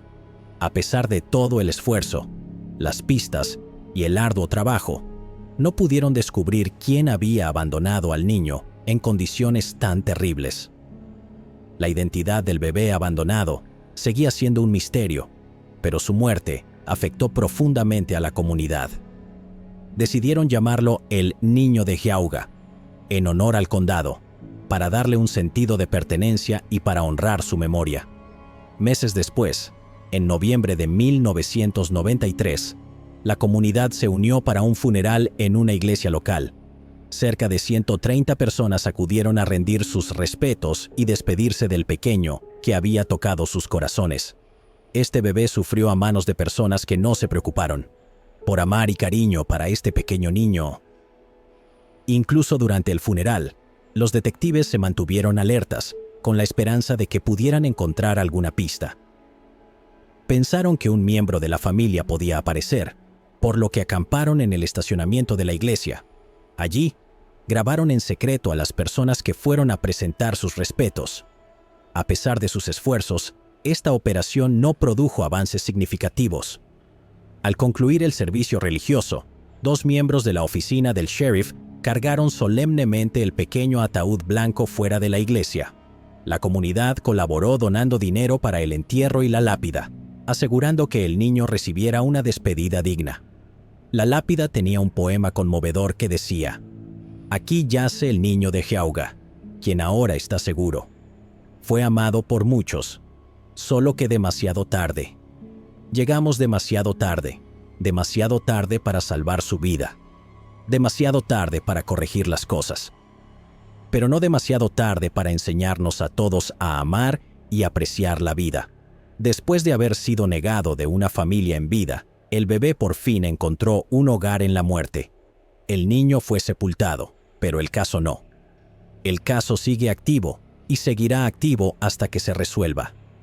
Con la esperanza de que la atención generalizada en torno al niño de Geauga despertara algo de culpa en los padres, los investigadores instalaron una cámara en la tumba del niño, esperando atraparlos yendo en secreto a rendirle homenaje. Durante meses y años, la cámara rodó, a través de tormentas de nieve y días soleados por igual. Muchas personas dejaron flores, juguetes y ropa hecha a mano en la tumba, pero nunca se obtuvo ningún cierre. En los años que siguieron, los investigadores revisaron incansablemente cada pista, sin dejar piedra sin voltear. Exploraron meticulosamente cientos de posibles vías, incluyendo visitas a escuelas para indagar sobre embarazos no revelados de menores de edad, pero sin éxito. Thomas Dewey, el detective principal de homicidios asignado al caso, no escatimó esfuerzos para mantener la investigación en el ojo público. Hubo un momento en que sintió que estaban a punto de resolverlo.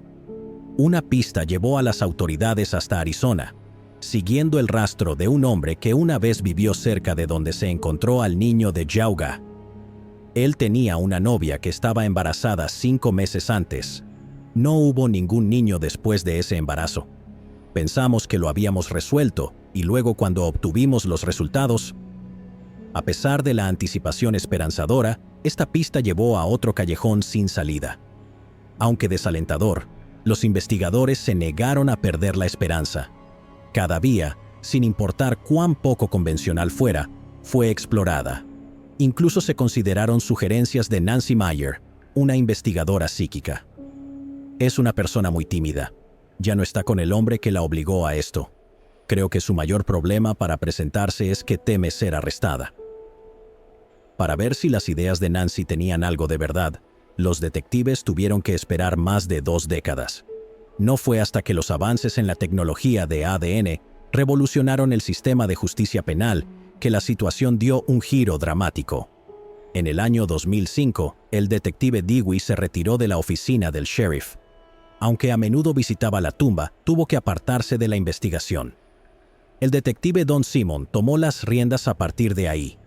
El verdadero avance en el caso llegó en 2018. Fue una época en la que los titulares a nivel nacional zumbaban con noticias sobre la genealogía forense que resolvía misterios de larga data, como el caso del asesino del Golden State. Simon vio el potencial de esta innovadora tecnología para identificar al bebé de Geauga. Así que me acerqué a nuestro sheriff y al fiscal con la idea de probar esta nueva técnica de investigación. Y su petición fue: escuchen, creo que esto va a costar $5,000 y me gustaría que usted y el sheriff se lo dividan.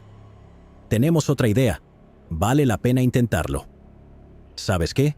Hagámoslo. Gastemos el dinero, obtengamos el perfil de ADN y veamos si obtenemos algo de esto.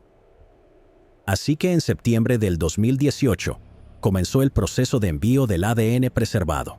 La oficina del forense del condado de Geauga había conservado botones dentales. El ADN de esos botones dentales del bebé se utilizó para la investigación, y ese ADN era adecuado para la comparación. Según los expertos, los dientes se consideran la fuente más confiable de ADN. Preservar esta evidencia fue algo adelantado a su tiempo, por lo que con esta pieza de evidencia las esperanzas eran altas. Además, los investigadores tenían una información crucial del análisis de ADN que podía reducir su búsqueda. Se determinó que el bebé era de ascendencia del Oriente Medio, posiblemente libanesa. Sin embargo, identificar a los padres del bebé resultó ser una tarea difícil. Aproximadamente un mes después, se encontraron con otro obstáculo. El laboratorio con el que se asociaron se topó con un problema. No pudieron localizar suficientes parientes cercanos para avanzar en la investigación. Los resultados iniciales arrojaban coincidencias muy distantes, como primos de tercera o cuarta generación. Así que el departamento del sheriff del condado de Geauga tuvo que profundizar más por su cuenta. Decidieron dar un paso audaz y enviaron el ADN del bebé a GEDmatch, una plataforma popular entre personas interesadas en rastrear su ascendencia. Después de meses de incansable investigación, el detective Simon y su equipo construyeron meticulosamente un árbol genealógico que comprendía más de 1,400 personas para rastrear a los padres del bebé de Geauga. Estas personas provenían de diferentes rincones del mundo y fueron identificadas en función de las muestras de ADN que habían proporcionado voluntariamente a la base de datos en línea. Al final, lograron localizar al individuo que había enviado la coincidencia de ADN más cercana encontrada en el sitio. Identificamos a un miembro de la familia bastante rápido. Sin él, no estaríamos aquí hoy. La pista los llevó a un hombre llamado Vernon Holden, que vivía en Omaha, Nebraska. Sin dudarlo, los detectives se pusieron en contacto con él. ¿Aló? ¿Aló? ¿Es el señor Holden? Sí. Señor Holden, mi nombre es Don Simon. Resultó que Vernon, un primo de tercera generación del bebé de Geauga, había enviado el ADN de su suegro a la base de datos. Estamos haciendo todo lo que podemos, así que, con tu ayuda, esperamos estar más cerca de cerrar este caso. Haré lo posible por ayudar. De acuerdo, lo aprecio mucho. Vernon se ofreció a ayudar a crear un árbol genealógico más detallado para su suegro, una decisión que resultaría crucial para resolver este caso sin resolver de 26 años. Sin embargo, antes de que esto ocurriera, la investigación necesitaba avanzar más con las pistas generadas a partir del árbol genealógico. Se entrevistaron a varios nuevos posibles sospechosos, lo que acercó cada vez más la investigación a descubrir la verdad. Una pista en particular los llevó de vuelta a la carretera Sidley, donde se descubrió al bebé de Yauga. Un miembro de la familia recordó haber visitado a su tío y su novia embarazada en ese lugar para el Día de Acción de Gracias en noviembre de 1992. Curiosamente, el bebé nunca nació y nunca volvió a escuchar nada sobre eso. Sacamos algo de ADN de la basura. Él tenía una novia embarazada en ese momento, pero no hubo ningún bebé, y él no era el padre. Otra vez pensamos que lo habíamos resuelto, pero no fue así. A pesar de los fracasos, los detectives se mantuvieron pacientes, seguros de que, con cada día que pasaba, estaban más cerca de resolver el misterio. A principios del 2019, por fin descubrieron que el bebé de Yauga era nieto de uno de 10 hermanos, pero aún no lo habían vinculado a ninguno. Solo quedaba un hermano vivo, Harvey Eastwood, quien vivía en Lyndhurst, Ohio, a unos 48 kilómetros del condado de Geauga. Lo complicado era que Harvey había sido adoptado. A pesar de las escasas posibilidades, los detectives decidieron visitarlo. Sí, dígame, ¿es usted Harvey? Sí, soy yo. Harvey, mi nombre es Don Seaman. Soy detective de la oficina del sheriff del condado de Geauga. Solo quiero saber si estaría dispuesto a hablar con nosotros. Harvey tenía 2 hijas, ninguna de las cuales era de la zona. De hecho, ni siquiera sabía dónde estaba el condado de Geauga, por lo que los detectives no pensaron que el bebé de Geauga estuviera relacionado con él. Después de hablar con Harvey durante aproximadamente 1 hora, cuando estaban a punto de irse, Harvey soltó una bomba. Mencionó que sus hijas y sus nietas conocieron a sus parejas en un campamento. ¿Dónde fue eso? En el campamento Koinonia. ¿Cómo se llama? Campamento Koinonia. Los investigadores no habían escuchado del campamento Koinonia, así que lo buscaron. Resulta que estaba a 1,5 kilómetros de donde se encontró al bebé. Le preguntaron a Harvey si alguna de sus hijas había salido con un hombre de ascendencia extranjera. ¿Tus yernos tienen algún origen extranjero? Oh, Mark tiene ascendencia libanesa. Mark Ritchie era el esposo de la hija mayor de Harvey, Gail. Gail tenía 49 años en ese momento, felizmente casada y con 3 hijos adultos. Los detectives quedaron atónitos con esta revelación. Sin saber cómo proceder, decidieron recolectar muestras de ADN de Harvey y su esposa Nancy. Cuando los resultados llegaron unos días después, recibieron la confirmación. Harvey y Nancy eran, en efecto, los abuelos del bebé de Yauga, un bebé que nunca supieron que existía. Después de 26 años, por fin se descubrió la identidad de los padres del niño de Yauga, pero el último nudo de este enredado misterio aún debía ser desatado. Había llegado el momento de que los detectives visitaran a Gail en su residencia en Euclid, Ohio, y el 21 de mayo del 2019 lo hicieron. Nos habíamos instalado frente a su casa temprano en la mañana. Vimos a su esposo, Mark, salir a trabajar. Habíamos colocado una cámara oculta en una taza de café para grabar mientras nos acercábamos a ella. Gail estaba en el garaje preparándose para ir a trabajar cuando los investigadores se le acercaron. «Gail, ¿cómo estás?» «Bien. Bien, escucha, somos de la oficina del sheriff del condado de Geauga. Solo queremos hablar contigo unos minutos». «Bueno, sí. Está bien. ¿Tienes alguna idea de por qué queremos hablar contigo?» «Porque creo que podrías saberlo». «Bueno, mis padres dijeron que estuvieron en su casa». «Ajá. ¿Y por qué crees que estuvimos ahí?» «Se trata de un bebé». «Sí. ¿Qué sobre él?» «Un bebé que fue abandonado». «Ajá». Este fue el momento que los detectives del condado de Geauga habían esperado por casi 3 décadas. A pesar de su anticipación, le dieron a Gail el beneficio de la duda, permitiéndole compartir su versión de la historia. No sabemos qué estaba pasando en ese momento. Tampoco queremos especular. Así que no creo que quieras que especulemos. No estamos aquí para arrestarte, estamos aquí para tomar tu ADN. Nos gustaría que nos contaras tu versión de los hechos porque nos gustaría saber. Ahora mismo no estás bajo arresto, no serás arrestada hoy, pero queremos saber qué estaba pasando. Creo que después de 26 años ya es hora. Aunque la expresión facial de Gail sugería que prefería evitar la conversación por completo, los detectives la tranquilizaron diciéndole que no estaba en problemas. Posteriormente, decidió revelar el secreto que había estado ocultando al mundo por mucho tiempo. Pero antes de profundizar en la conversación, los investigadores necesitaban confirmar definitivamente que Gail era, sin dudas, la madre del bebé de Yauga, a pesar de que sus propias palabras lo sugerían. Bueno, lo que nos gustaría hacer es obtener tu ADN, y luego nos gustaría que regresaras a nuestra oficina del sheriff para que podamos hablar. No estás siendo arrestada. Los investigadores quedaron sorprendidos por la actitud calmada y compuesta de Gail.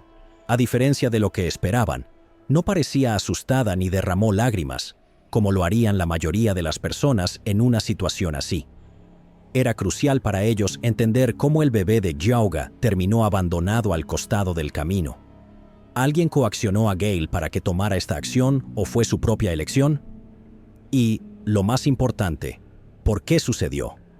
Para obtener todas estas respuestas, una vez que se recolectaron las muestras de ADN, Gail fue llevada a la oficina del sheriff del condado de Geauga para ser interrogada. No estás bajo arresto, ¿de acuerdo? Nos gustaría escuchar tu versión de los hechos. Obviamente, mencionaste que tus padres te habían dicho que habíamos estado por ahí, así que estoy seguro de que sabías que este día llegaría, que iríamos a hablar contigo. Gail confesó haber abandonado al bebé y proporcionó más detalles sobre el incidente. Reveló que, en el verano de 1992, a la edad de 22 años, vivía con sus padres y su hermana menor mientras salía con su futuro esposo, Mark Ritchie, quien era algunos años mayor que ella. No sabía que estaba embarazada. En ese verano, Gail quedó embarazada del hijo de Mark, pero no se dio cuenta hasta aproximadamente 3 meses antes de dar a luz. En ese momento, todavía tenía mis ciclos menstruales y luego dejaron de ocurrir. Ok, creo que fue alrededor de 3 meses antes de que naciera el bebé. ¿Ok? Y honestamente no recuerdo la fecha ni el día exacto en que nació el bebé. Lo único que sé es que fue en invierno. A pesar de descubrir su embarazo, Gail decidió no buscar ayuda y lo mantuvo en secreto para todos, su familia, amigos de la iglesia e incluso Mark. Mencionó que su peso, que superaba los 90 kilos, le facilitó ocultar el embarazo. Pero no le habías dicho a nadie, ¿verdad? No lo hice. Nadie sabía. Gail continuó su confesión, recordando un día de marzo de 1993, cuando estaba en su casa en Shaker Heights, donde trabajaba como niñera a tiempo completo, sintiéndose mal y sola mientras esperaba que los niños regresaran de la escuela. De repente, sintió la necesidad de pujar. Lo siguiente que supe es que estaba dando a luz al bebé en el inodoro. Confundida y abrumada, Gail admitió que no sabía qué hacer y que la única opción que vio fue deshacerse del bebé. No sabía qué hacer, créanme, ininteligible. Después de colocar al bebé en una bolsa, limpió el baño para cubrir sus huellas y puso la bolsa en el maletero de su auto. Luego continuó con el resto de su día, cuidando a los niños antes de regresar a su casa.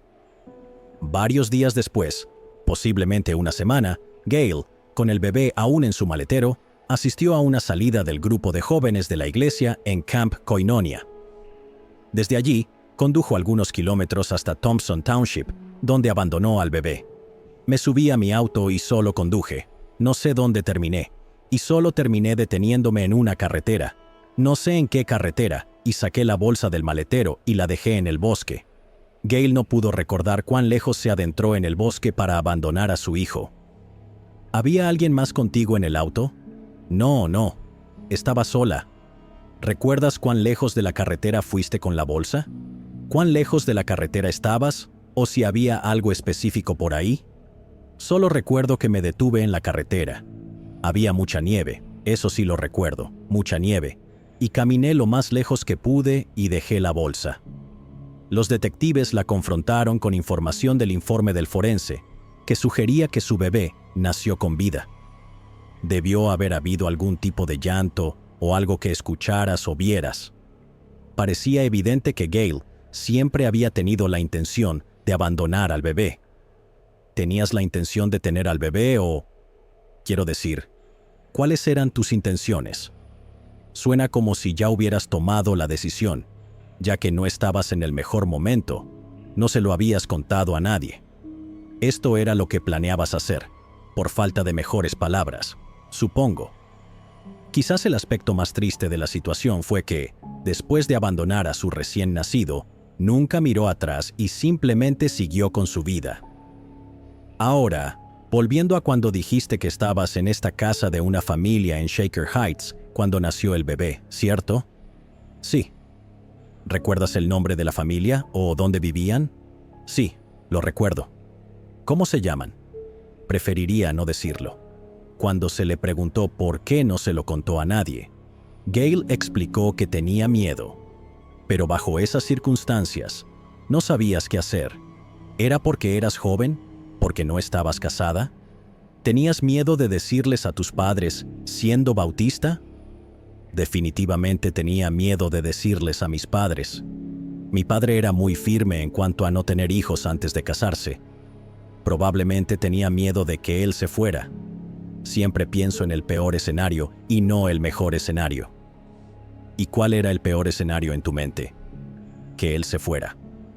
Los investigadores tenían dudas sobre qué tan ignorante era Mark del hecho, especialmente dado que Gail veía deshacerse del bebé como la única manera de mantener a su hombre. Mientras la interrogación de Gail continuaba en la oficina del sheriff del condado de Geauga, otros investigadores visitaron a Mark en su casa. En ese momento, él no tenía idea de lo que estaba sucediendo con su esposa. ¿Cómo está, señor? Somos detectives de la oficina del sheriff del condado de Geauga. Ok. Necesitamos hablar con usted sobre algunas cosas. Mi otro compañero y yo, durante el último año, como dije, hemos estado tratando de identificar a este bebé y a su familia. Así que, obviamente, desde 1993 hemos tenido ADN. Tomamos ADN, lo probamos, pero no funcionó. Simplemente nos quedamos sin pistas. Le explicaron cómo la investigación y el árbol genealógico los llevaron a ellos. Hoy nos reunimos con Gail, y Gail nos dijo que los detectives con los que habló hoy son los únicos con los que ha hablado sobre dar a luz a un bebé en Shaker Heights, ponerlo en una bolsa de basura y llevarlo al condado de Geauga. Así que, entonces, ¿mi esposa dijo eso? Eso es nuevo para mí. En algún momento de junio de 1992, o alrededor de esa fecha, ustedes dos se juntaron y ella quedó embarazada, y por alguna razón lo mantuvo en secreto. Y en marzo de 1993 dio a luz a ese bebé, y por la razón que aún estamos tratando de entender. No le dijo a nadie y dejó a ese bebé en el condado de Geauga. Wow, no sé qué decir. Después de casi una hora de conversación, convencidos del genuino impacto de Mark y su falta de participación en el asesinato del bebé de Gaga, los detectives se retiraron de la casa. Sin embargo, la revelación más significativa de Mark fue que él era consciente de uno de los embarazos de Gail. Sorprendentemente, afirmó que ocurrió antes de 1993, antes del nacimiento del bebé de Geauga. Mark reveló que Gail luego le informó que había tenido un aborto espontáneo. Esto planteó preguntas. ¿Estaba Gail ocultando más secretos? ¿El bebé de Geauga no era su único hijo abandonado?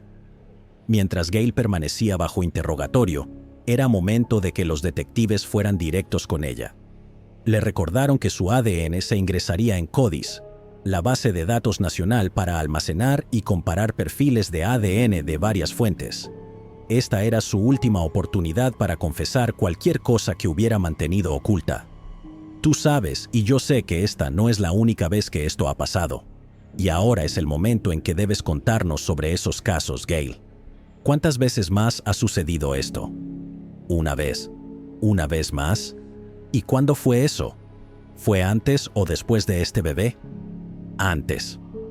La impactante confesión de Gail dejó en claro que el bebé de Geauga no era su primera víctima, sino que otro niño también había caído víctima de sus acciones. Reveló que en 1991, a la edad de 20 años, entró en trabajo de parto en la casa rentada de Mark en el condado de Cuyahoga, Ohio. Abandonó a este niño de la misma manera que lo hizo con su segundo hijo. Lo di a luz en el retrete. ¿Era un niño o una niña? No lo sé. Nunca. ¿No querías saber? Nunca miré. ¿Y qué pasó después de que diste a luz al bebé? Hice lo mismo. Lo puse en una bolsa de basura. ¿Y qué hiciste con la bolsa de basura? La dejé. ¿Qué quieres decir con la dejaste? ¿Qué significa eso? La tomé y la dejé cerca de los edificios médicos en Inwood. ¿Dónde exactamente la dejaste? Hay una carretera llamada Brush. Sube detrás de unos edificios médicos muy altos que están allí y simplemente lo dejé en la grama alta. ¿Como en un área de campo? ¿Lo dejaste en el grama alta? Sí. ¿En qué época del año fue? Verano. Era verano.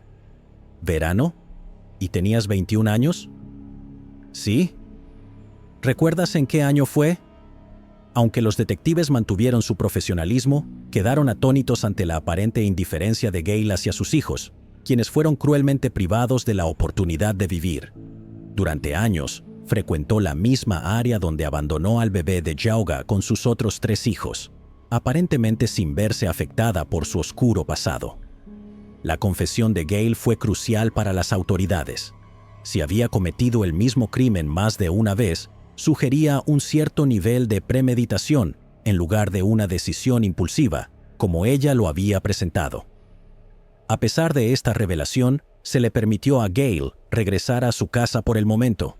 Sin embargo, antes de que se fuera, los detectives le advirtieron sobre posibles amenazas a su seguridad. Después de 26 años buscando justicia para el bebé abandonado, la comunidad ahora sabía quién era la responsable, y esta no era una buena noticia para ella. Ha habido historias en las noticias, artículos en los periódicos, un reportaje que algunos de los investigadores originales mantuvieron, y ellos son los que mantienen la tumba. Así que esto es algo muy grande en la comunidad. Y dicho esto, estamos preocupados por tu bienestar. Gale había sido residente de Euclid por más de 20 años y parecía integrarse perfectamente con la comunidad. Muchos encontraron difícil creer que fuera capaz de cometer un acto tan atroz. Fue una noticia difícil de digerir para las personas que la conocían como una excelente esposa y madre. Una familia que va a la iglesia, muy respetable. Ella era tan agradable. No lo entiendo.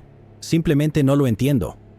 Mientras tanto, los detectives hicieron todo lo posible por localizar los restos de su primer hijo. Había pasado casi 3 décadas desde el incidente. Tristemente, a pesar de la descripción detallada de Gale sobre el área específica donde abandonó al bebé, no se encontró ninguna evidencia. Sin embargo, la libertad de Gale no duró mucho, ya que el 6 de junio del 2019 fue detenida y acusada del asesinato del bebé de Geauga.